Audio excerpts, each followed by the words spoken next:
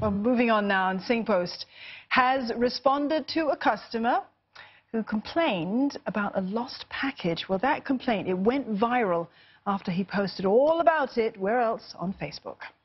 Fatah Kent said SingPost was doing the bare minimum by reimbursing him $150 for his item, which he said he bought from Australia for over 1,000 Australian dollars. SingPost is disputing that amount as the seller declared the value to be 300 Australian dollars. At any rate, it says under global regulations, the maximum compensation for items under SingPost or express mail service is 150 Singapore dollars. Or the declared value, of course, whichever happens to be lower. Now, this is paid to the originating postal organisation.